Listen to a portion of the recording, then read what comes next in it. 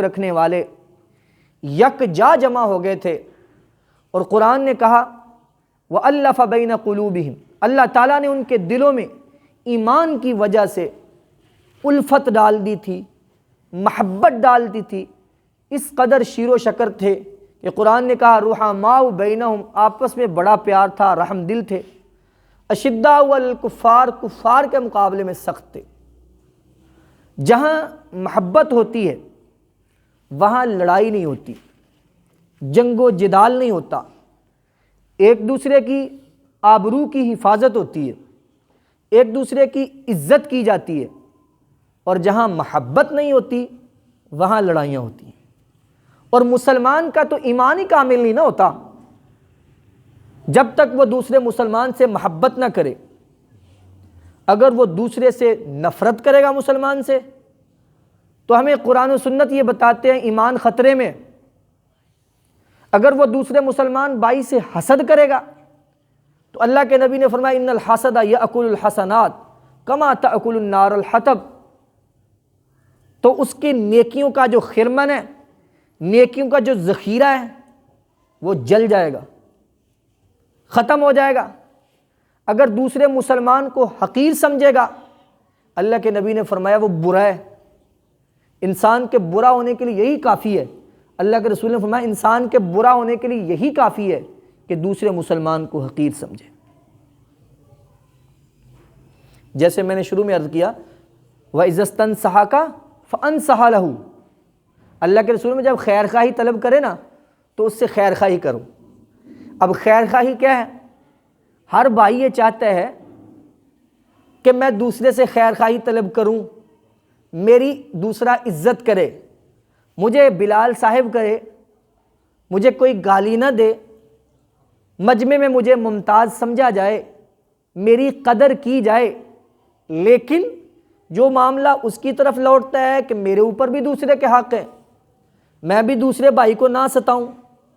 حالانکہ یہ کہا گیا ہے کہ بیمار پر جو دعا پڑھی جاتی ہے اس کی صحت کے لیے، وہ بھی آہستہ آواز سے پڑھو، اس کو تکلیف نہ ہو۔ تو مطلب کیا ہے؟ دوسرے کو تکلیف نہ دو، دوسرے مسلمان کو ستاؤ نہیں۔ اب جتنے بھی بھائی 12 بجے سوئیں گے وہ دوسروں سے یہی طلب رکھتے ہیں، یہی خیر خواہی کے طالب ہیں کہ آپ ان کو تنگ نہ کریں۔ اگر آپ شور ڈالیں گے تو گویا کہ آپ ان کو تنگ کر رہے ہیں۔ وہ آپ سے خیر خواہی کے طالب ہیں لیکن آپ خیر خواہی ان کو دے نہیں رہے، ان کا حق ضائع کر رہے ہیں۔ حالانکہ میں نے عرض کیا کہ کتنا گناہ ہے حق کے ضائع کرنے پر، تو عرض یہ کر رہا تھا کسی کو حقیر نہیں سمجھنا۔ آپ علیہ الصلوۃ والسلام نے فرمایا آدمی کے برا ہونے کے لیے کافی ہے کہ دوسرے کو حقیر سمجھے۔ اللہ کے رسول صلی اللہ علیہ وسلم نے ایک حکایت بیان کی بنی اسرائیل کے حوالے سے۔ آپ نے فرمایا ایک پارسا تھا، نیک بندہ تھا، بزرگ تھا، اور ایک بندہ تھا جو سادہ سا آدمی تھا۔ وہ کسی صحرا میں بیٹھا ہوا تھا، دھوپ بڑی شدید تھی، یکا یک دیکھتا کیا کہ بادلوں کے سائے آ گئے۔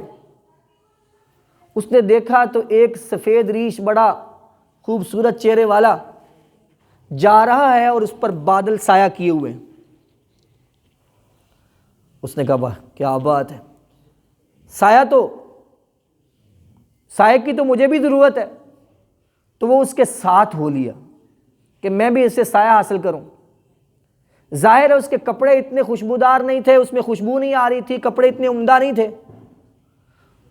تو اس بادل والے بزرگ نے اس کو دیکھ کے حقیر سمجھا، نفرت کا اظہار کیا۔ رب العالمین نے فوراً اس سے بادل کو ہٹا دیا اور وقت کے نبی پہ یہ وحی کی کہ اللہ تعالیٰ نے ان کا حساب اب برابر کر دیا ہے۔ جس نے تواضع اختیار کرتے ہوئے اس کا ساتھ چاہا، اس کے قریب گیا، اس کے سارے گناہ میں نے معاف کر دیے، اور جس نے اس پہ تکبر کیا کہ یہ تو حقیر ہے میں اعلیٰ ہوں، اس کی ساری نیکیاں ختم کر دیں۔ اب یہ دونوں آئندہ سے برابر ہیں۔ اب نقصان کس کا ہوا؟ جس نے حقیر سمجھا تھا۔ تو کہا گیا دوسرے مسلمان بھائی کو حقیر نہ سمجھو، ایک واقعہ آپ نے جن ساتھیوں نے گلستان پڑھی ہے اس میں پڑھا ہوگا کہ دو دوست تھے، ایک کو اللہ تعالیٰ نے مال دے دیا، دولت سے نوازا، امیر کبیر تھا، اچھے کپڑے تھے، ایک جگہ بیٹھا ہوا تھا تو دوست دوسرا بھی اس کے پاس جا کے بیٹھ گیا۔ دوست جو تھا اس نے اس بھائی کو حقیر سمجھتے ہوئے کہا تجھ میں اور گدھے میں کیا فرق ہے؟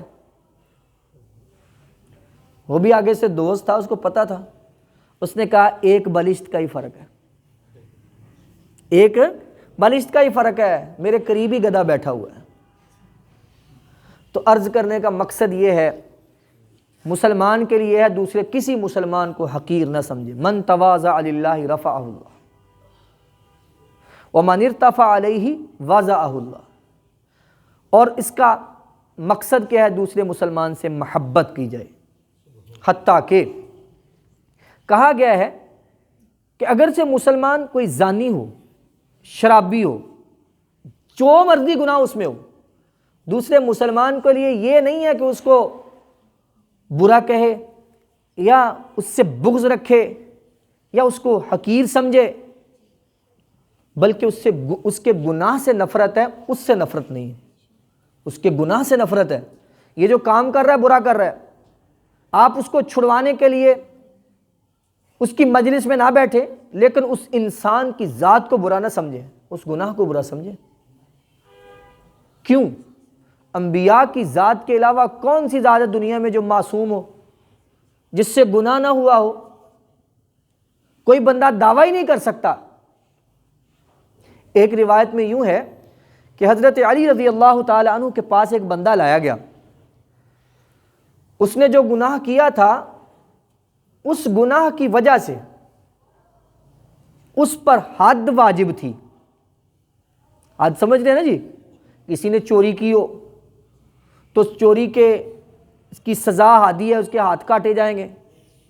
اگر کسی نے بدکاری کی ہو تو غیر شادی شدہ کے لیے کوڑے لگیں گے اور شادی شدہ کے لیے سنگسار کیا جائے گا۔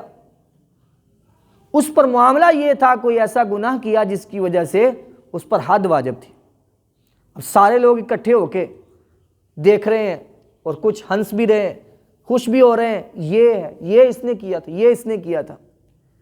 حضرت علی رضی اللہ تعالیٰ عنہ اونچی آواز سے بولے اور فرمایا تم لوگ جو سب اکٹھے ہو، میں اللہ کی قسم دے کے کہتا ہوں جس نے یہ جرم کیا نا، جو اس نے کیا ہے، وہ یہاں سے چلا جائے۔ تو لکھا ہے کوئی بندہ بھی وہاں موجود نہ رہا، سارے چلے گئے۔ وہ اس ذات کا کرم ہے، اس کا فضل ہے جس نے ہمارے عیبوں پر پردہ ڈالا ہوا ہے، وگرنہ ہمارے پلے کچھ نہیں ہے۔ من ستر مسلمن سترہ اللہ یوم القیامہ۔ اللہ کے رسول نے فرمایا اس ذات کی قسم جس کے قبضہ میں میری جان ہے، بندہ مومن کامل نہیں ہو سکتا یہاں تک کہ اپنے لیے جو پسند کرتا ہے وہی اپنے بھائی کے لیے پسند کرے۔